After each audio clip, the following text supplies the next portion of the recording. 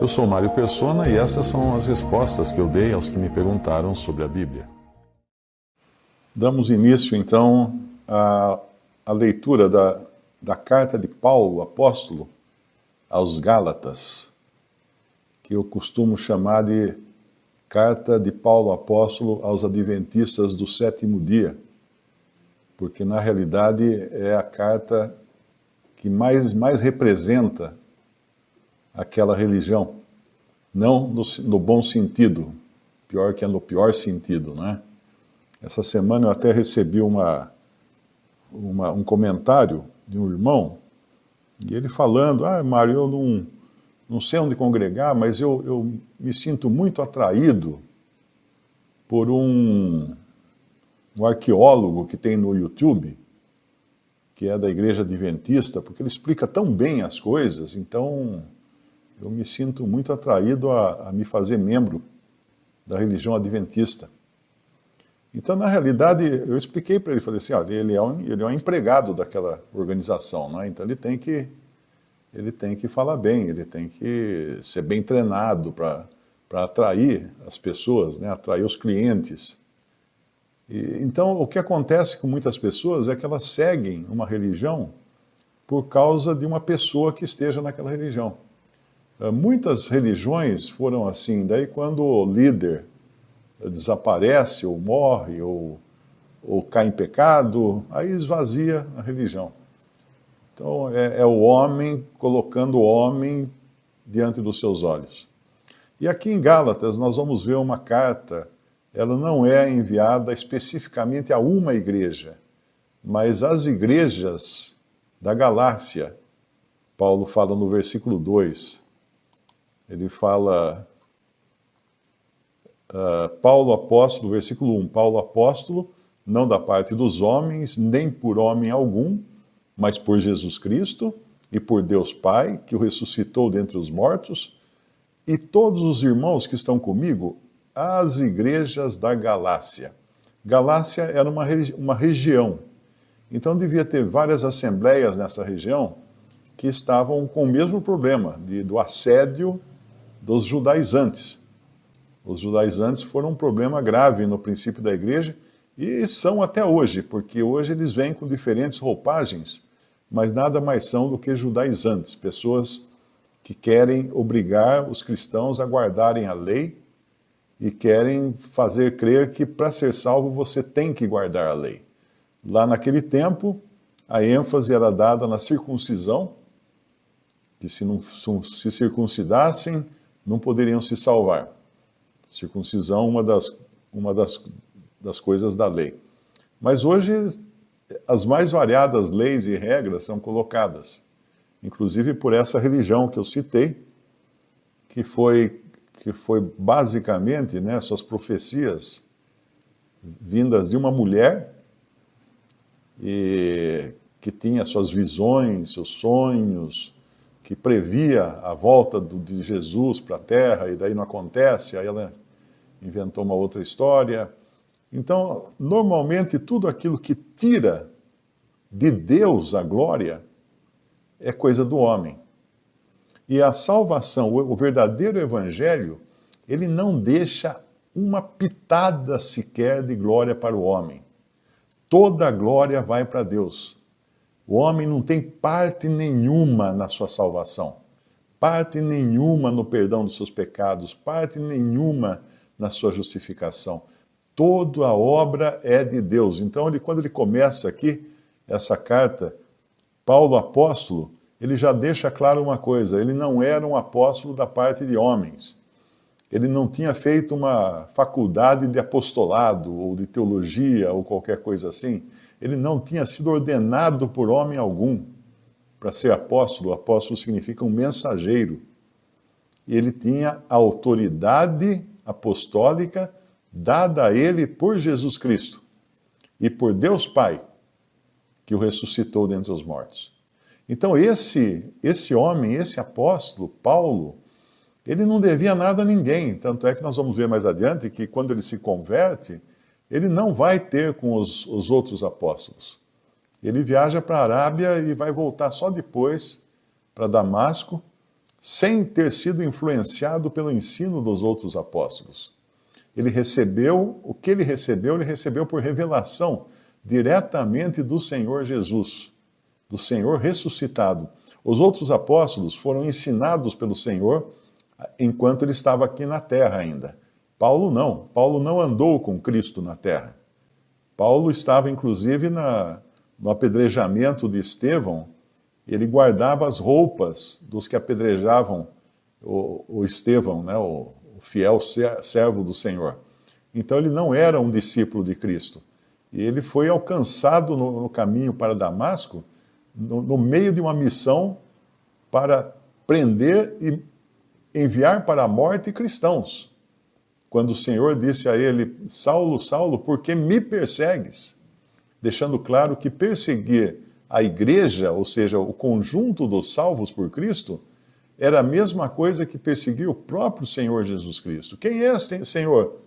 Quem é Senhor? Ele fala, eu sou Jesus, a quem tu persegues.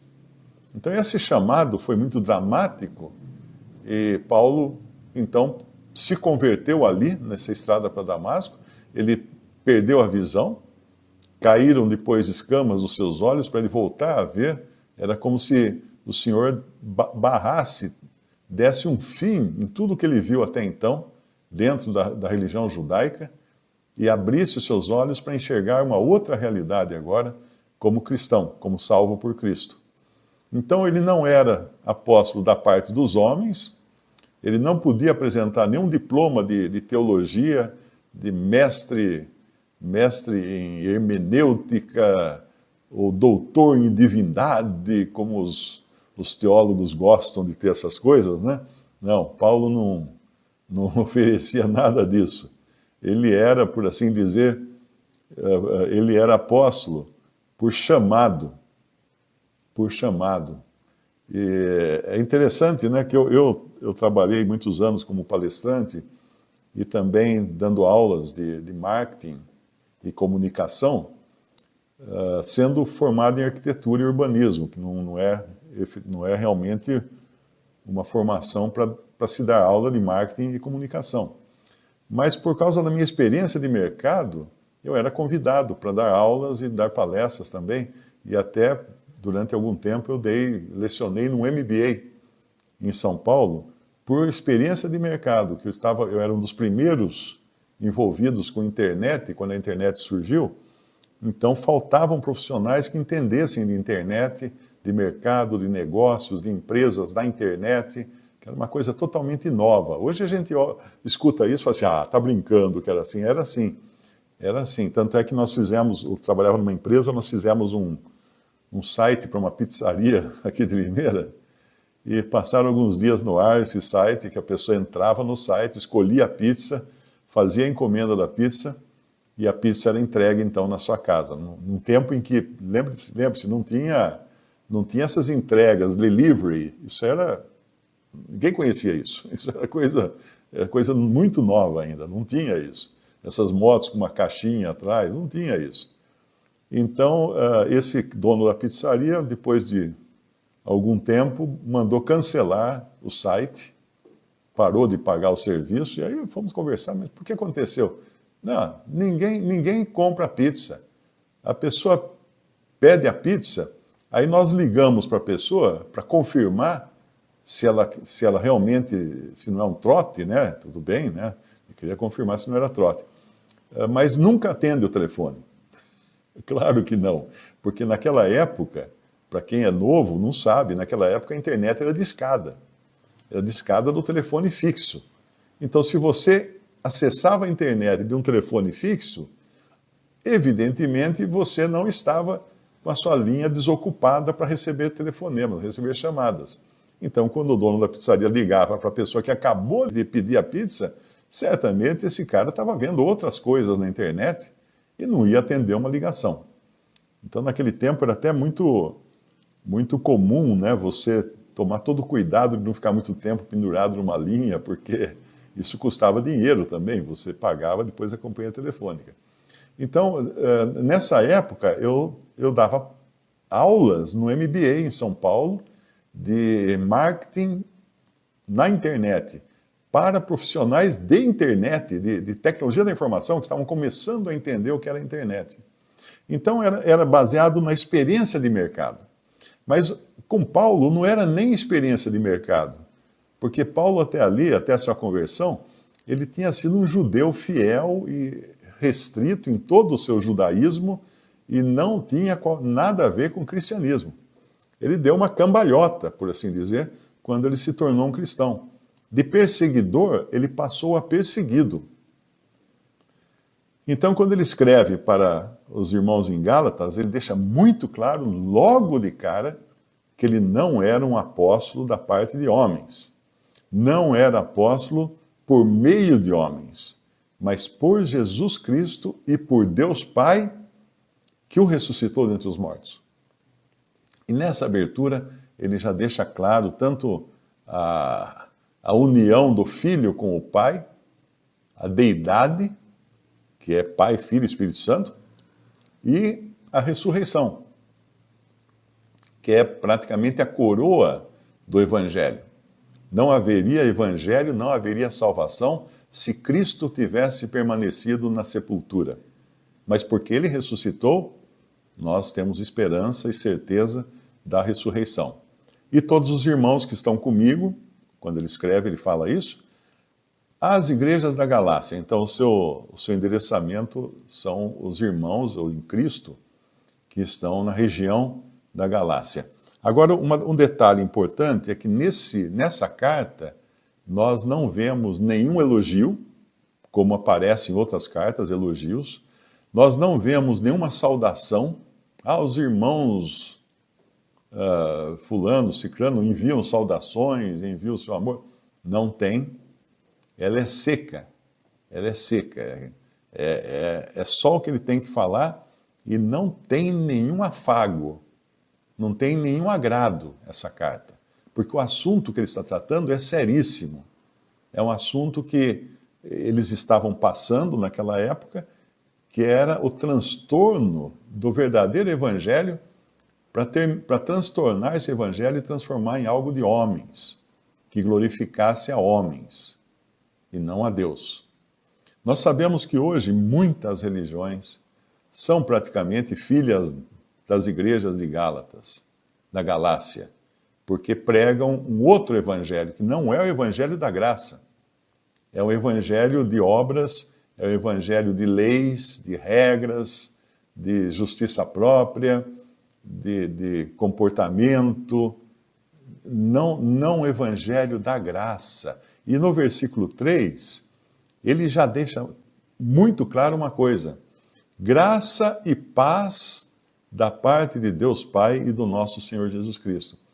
Não pode existir paz com Deus sem passar pela graça. O que é graça? Favor imerecido. Isso é graça. Algo que eu merecia, Deus não me deu. O que eu merecia? Eu merecia o fogo eterno, no lago de fogo. Isso eu merecia.